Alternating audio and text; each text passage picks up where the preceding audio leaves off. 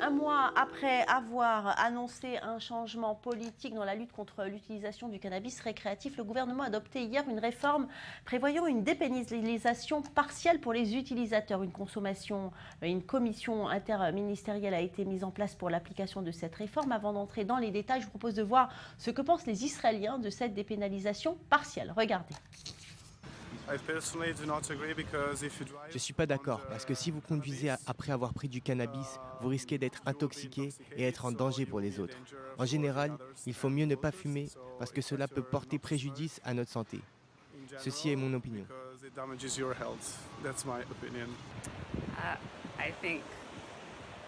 Je pense que légaliser le cannabis n'est pas si grave. Je ne pense pas que l'on doit se battre contre son utilisation. Cela ne doit pas être considéré comme une infraction pénale.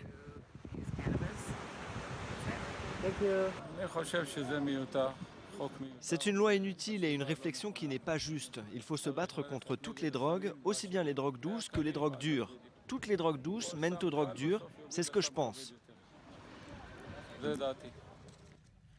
Maurice Fergan, Jonathan Serrero, bonjour. On va parler ensemble de ce projet de loi déposé hier. Alors, le mois dernier, Jonathan Serrero, le ministre de la Sécurité intérieure, Gilad Erdan, s'était prononcé en faveur d'une dépénalisation du cannabis. Eh bien, hier, le gouvernement a approuvé. Oui, la commission ministérielle législative a discuté et donc approuvé le projet de loi initié par la députée Likoud Sharine Haskel. Un projet de loi qui exige donc la dépénalisation du cannabis à usage récréatif.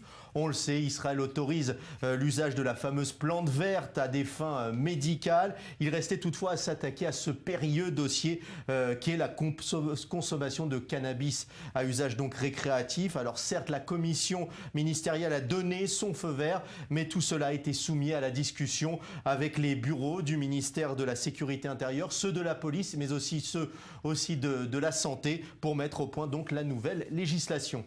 Alors cette nouvelle législation, justement, quelle est cette législation? Alors il est important de préciser d'abord que l'État va continuer à sanctionner les possesseurs et les consommateurs de cannabis. Pour ceux qui pensaient le contraire, ce n'est pas encore tout à fait le cas. Et pour cause, si vous avez plus de 21 ans et que la police vous interpelle en possession ou en train de consommer de l'herbe tout seul dans un lieu public, c'est important de le préciser, vous vous verrez infliger une seule amende de 300 shekels tout au plus, sans pour autant vous engager contre vous des poursuites pénales. Et c'est la bonne nouvelle de cette loi, car jusqu'ici, posséder 15 grammes de cannabis était passible de 3 années d'emprisonnement et d'une amende tout de même de 25 000 $. Désormais, la législation israélienne souhaite s'inspirer du modèle portugais, comme l'a préconisé d'ailleurs l'Office national de lutte contre la toxicomanie. Ainsi, la loi portugaise autorise la détention d'une dose quantifiée de cannabis pour chaque particulier, une dose fixée à 25 grammes tout au plus. Israël souhaite donc en faire de même et s'inspirer donc de ce modèle. En outre, si la police vous verbalise une nouvelle fois, l'amende passerait dans ce cas à 1000 shekels et ainsi de suite jusqu'à la 4e réprimande, et à la 4e verbalisation, elle conduirait donc à l'arrestation du contrevenant. Maintenant, il faut le préciser, la loi n'a pas encore été votée par la Knesset ni discutée par les différentes commissions du Parlement. Et depuis toujours, Israël a été à la pointe en matière de recherche et de développement sur le cannabis. Contrairement à la plupart des autres pays, en Israël, le débat sur l'efficacité de la marijuana a été tranché. Cette plante soulage les douleurs. Israël a donc développé la culture du cannabis à des fins médicales. Et cela favorisait l'apparition d'entreprises de recherche et de production. Mais pas seulement dans les hôpitaux. Les centres antidouleurs fleurissent et le cannabis y est utilisé au même titre que les médicaments traditionnels. Regardez ce reportage d'Eric Aldezos. Le gouvernement israélien a approuvé hier un projet de dépénalisation du cannabis à usage récréatif. La ministre de la Justice, Ayelet Shaked, ne veut plus ignorer le phénomène. Mais le cannabis est utilisé en Israël à des fins thérapeutiques depuis plusieurs années. Direction l'hôpital Shibat El HaShomer, à Ramat Gan. Ici, les patients défilent les uns après les autres. Leur point commun, ils souffrent. Les pathologies sont diverses et variées. Là-bas, on ne lésine sur rien pour soulager leurs maux. Appareils antidouleurs, médicaments traditionnels, mais également le cannabis. Comme nous l'explique le docteur Gourarier, la prescription de cannabis soulage les douleurs de nombreuses pathologies. Ce que je fais en tant que médecin, c'est de ramener le cannabis dans le champ médical. Je ne dis pas que tout le monde doit fumer.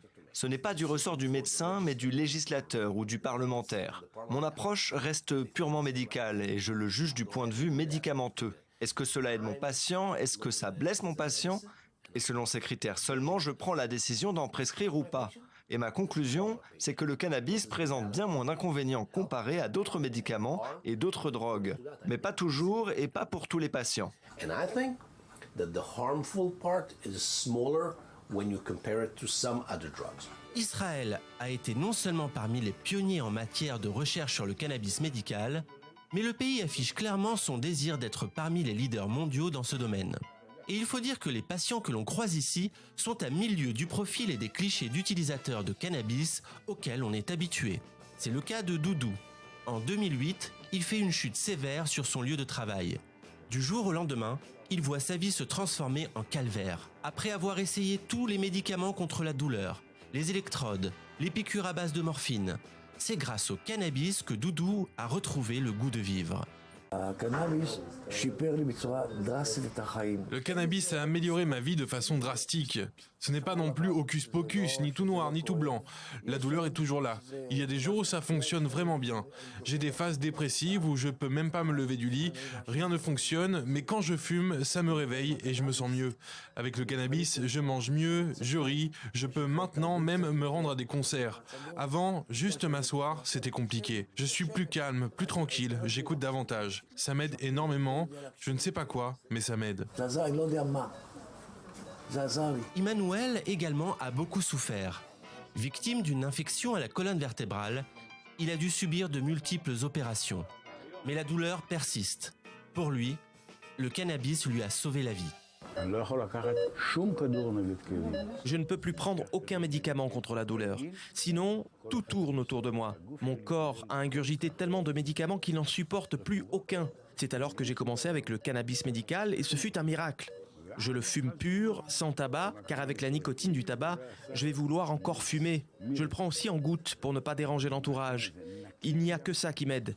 Et ça ne m'embrume pas, ni ne m'embrouille la tête. Sans cannabis, je suis fini. Le docteur Gourarier est l'un des précurseurs en matière de prescription médicale de cannabis. C'est à Harvard, dans le cadre d'un cursus spécialisé sur les soins antidouleurs, qu'il commence à s'intéresser aux vertus du cannabis. Depuis, il n'a pas cessé de vanter ses vertus. Nous voulons développer un centre de recherche clinique ici. Teleshomer reçoit des subventions. La recherche se fait dans les départements hématologiques et pédiatriques ici, dans la clinique antidouleur. Nous avons commencé à bâtir ce centre qui va concentrer toute cette recherche, qui sera utile à d'autres types de recherches dans d'autres hôpitaux, voire d'autres institutions. Nous serons à même de leur fournir les résultats de nos travaux ou des statistiques précises.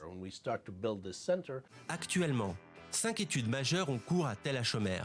Le cannabis serait particulièrement efficace sur l'épilepsie, les troubles du sommeil, mais pas seulement. Il stopperait l'évolution de la sclérose en plaques et aurait un effet sur les cellules cancéreuses. On estime à 1 million le nombre de consommateurs de cannabis en Israël, soit 15% de la population. Une statistique que l'on retrouve plus ou moins à l'échelle mondiale. Mais il s'agit de consommation récréative. Concernant l'usage médical, 28 000 licences ont été délivrées à ce jour. Et chaque année, on en délivre en moyenne 6 000 de plus. Après ce projet de dépénalisation, une petite révolution est en marche.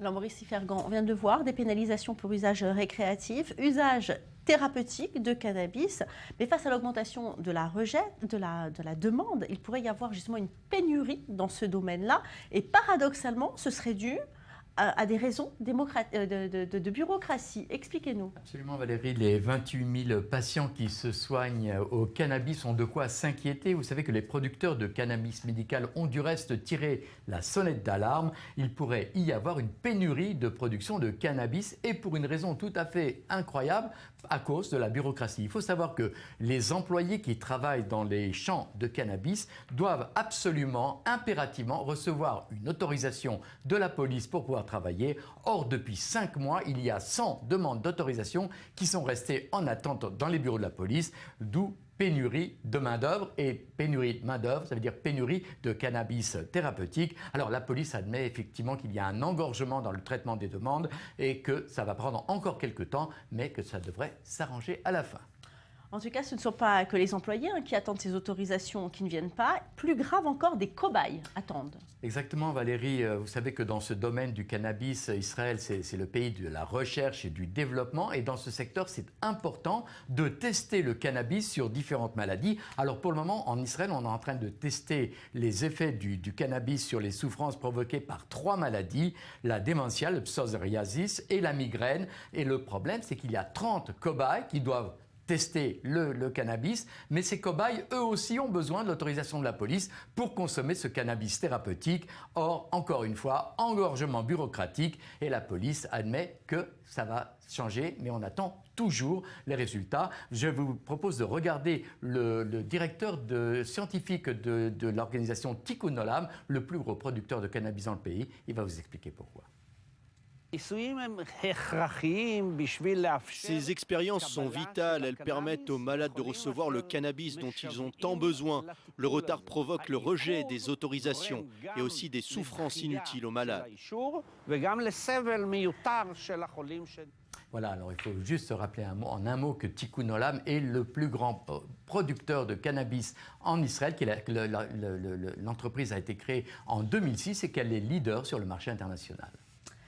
Israël serait-il en train de devenir la Cannabis Nation? Le pays est en tout cas pionnier dans la recherche sur le cannabis médical et dispose de la réglementation la plus claire et la plus avancée au monde dans ce domaine. D'après les chercheurs et les médecins, cette plante contient plus d'une centaine de principes actifs qui pourraient aider des millions de patients à travers le monde. Cette économie, le secteur est florissant avec des créations de dizaines d'entreprises. Et en Israël, ces 3 dernières années, ce marché explose. Un marché qui génère déjà 50 à 100 millions de dollars par an dans le pays. On fait le point tout de suite avec Fleur Citruc.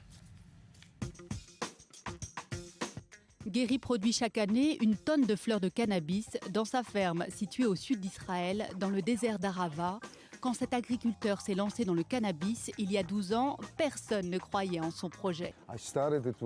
Quand j'ai commencé, il n'y avait rien, le néant. Je faisais pousser des plantes dans les appartements à Tel Aviv et je donnais gratuitement le cannabis aux patients. On m'a pris pour un fou. Aujourd'hui, on voit que j'avais plus que raison. Le cannabis est une plante formidable. En autorisant le cannabis médical, Israël a ouvert de nouvelles perspectives pour le secteur agricole, mais les débuts sont hasardeux. Le problème, c'est qu'il n'y avait pas de règles claires et que chaque agriculteur s'est mis à cultiver les plantes qu'il voulait, comme il voulait. La plupart d'entre eux ont utilisé des pesticides interdits, ce qui représente un réel danger pour les poumons des patients qui fument le cannabis. Et on arrive à cette situation où le cannabis, qui est censé soigner les gens, est devenu un poison. Face au scandale, le gouvernement a établi de nouvelles règles qui doivent entrer en vigueur cette année et a également ouvert le marché. Une centaine de nouvelles fermes vont voir le jour contre 8 actuellement. Aujourd'hui, Israël est le seul pays au monde qui autorise la recherche médicale sur le cannabis à grande échelle et le potentiel est énorme selon les chercheurs. On a déjà pu constater que certains composants de cette plante, comme le CBD, ont des effets remarquables sur des pathologies telles que les inflammations, les lésions de réperfusion, des cancers, les douleurs chroniques et dans de nombreux autres domaines. C'est très excitant. Pour moi, le but est désormais de faire la transition entre le cannabis récréatif et nutritionnel et un produit pharmaceutique classique. Des premiers résultats prometteurs et surtout la demande croissante des patients ont permis le développement de toute une industrie. La société Panaxia commercialise une vingtaine de produits à base de cannabis, de l'inhalateur au suppositoire en passant par la crème anti-brûlure. Si on compare avec le marché récréatif où les consommateurs vont fumer occasionnellement du cannabis, une fois par semaine ou une fois par mois, et le marché médical où un patient avec une maladie chronique va consommer du cannabis tous les jours, 3 fois par jour, le marché potentiel est beaucoup plus large. Panaxia a ouvert une unité de production au Nouveau-Mexique, un des 28 États des États-Unis qui autorisent désormais le cannabis médical, car c'est bien le marché américain que visent les sociétés israéliennes. Hello, Saul. How are you? Saul a lancé il y a 2 ans Canatech, une conférence internationale sur le cannabis qui a attiré des centaines d'investisseurs venus du monde entier. On estime que cette industrie va générer 20 milliards de dollars dans les prochaines années, rien que pour le marché américain. Ce qui veut dire que 20 milliards d'investissements vont devoir être mis dans les infrastructures, les moyens de production, l'agriculture, les dispensaires, la distribution et les médias en ligne. C'est ça la taille du marché d'investissement potentiel. Actuellement, 25 000 patients sont soignés avec du cannabis en Israël, un chiffre qui devrait passer à 100 000 dans les prochaines années. Geri va doubler la taille de sa ferme pour faire face à l'augmentation de la demande, mais la culture du cannabis réclame des investissements considérables. La sécurité représente le plus gros coût de nos opérations.